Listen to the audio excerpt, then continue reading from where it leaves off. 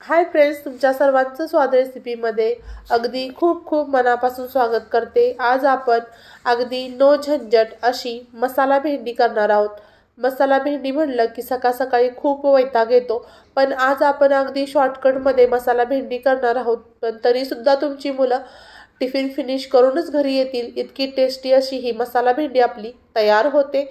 तर त्यासाठी मी पावशर ताजी भेंडी घेतलेली आहे, स्वच्छ धुवून घेतली आणि पाणी पूर्ण त्याचं निथळून घेतलेलं आहे।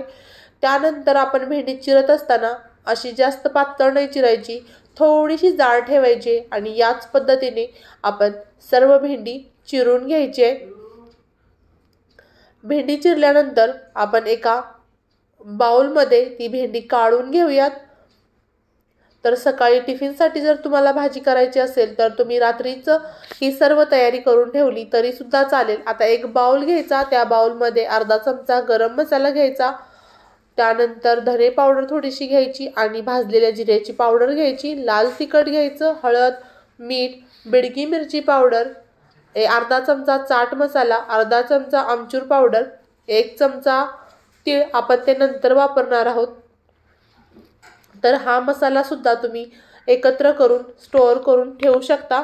अर्धा चमचा मी हळद घातलेली आहे आणि हे सर्व मिक्स करून घ्यायचं आणि जी भेंडी आपण बाउलमध्ये ठेवली आहे त्याला सर्व मसाला हा लावून घ्यायचा। सकाळी टिफिनची गडबड होऊ नये त्यासाठी तुम्ही मसाला आधीच तयार करून ठेवू शकता। भेंडी स्वच्छ धुवून ठेवू शकता, म्हणजे सकाळी उठलं की तुम्ही पटकन ती कट करू शकता। आता थोडंसं 1 चमचाभर मी तेल लावलंय, जेणेकरून जो मसाला आहे तो भेंडीमध्ये व्यवस्थित मुरेल आणि सर्व भेंडीला तो मसाला व्यवस्थित लागेल। नो झंझट। बघा, ही आपली भेंडीला मसाला सुद्धा लावून झाला। आता कढई गरम करायला ठेवायची, कढईमध्ये तेल घालायचं आणि तेल छान असं गरम करून घ्यायचं। त्यानंतर अर्धा चमचा जिरं घालायचं, जिरं छान असं तडतडलं पाहिजे। त्यानंतर चिमूटभर हिंग घालायचं, हिंगमुळे खूप छान फ्लेवर येतो आपल्या भेंडीला। त्यानंतर मी कांदा जो आहे तो अर्धा कांदा फक्त क्यूबमध्ये कट करून घेतलाय। क्यूबमध्ये कट करायचं कारण असं आहे की कांदा छान असा दिसला पाहिजे, तो जास्त आपल्याला मेल्ट करायचा नाहीये, तो तसा थोडासा फ्राय झाला की आपण त्यामध्ये हिरवी मिरची बारीक चिरलेली घालणार आहोत, पण ती खूप बारीक नाही चिरलेली, मी मोठे मोठेच तुकडे आहेत। पूर्ण आपल्याला कांदा आहे तो गोल्डन करायचा नाहीये। त्यानंतर ओबडधोबड बारीक केलेलं आलं आणि लसूण आहे ते सुद्धा व्यवस्थित परतून घ्यायचं।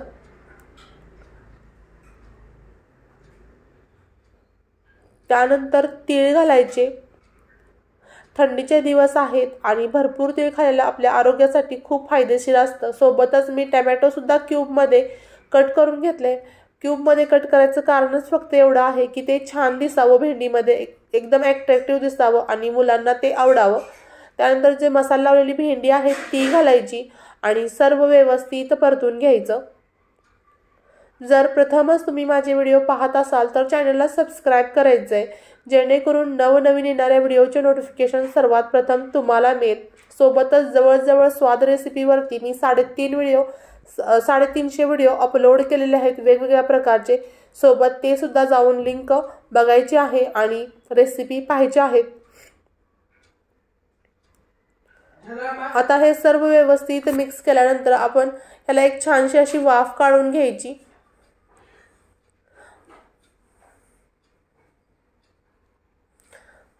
भेंडी आधी परतून घ्यायची आहे। त्यानंतर शेंगदाण्याचं कूट घालायचं। शेंगदाण्याचं कूट आहे ते ओबडधोबड मी बारीक केलेलं आहे आणि भरपूर कोथिंबीर घालायची आणि पुन्हा 2-1 मिनिटं मी वाफ काढून घेते आणि याच पद्धतीने आपली भेंडी तयार झालेली आहे।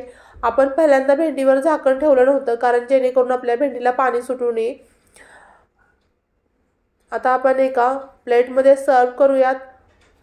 तुम्ही भेंडीचं टेक्स्चर बघू शकता, खूप छान आणि टेस्टी आपली ही भेंडी मसाला भेंडी तयार झालेली आहे। पुन्हा भेटू अशाच नवनवीन आणि जायकेदार रेसिपी सोबत, तोपर्यंत बाय बाय।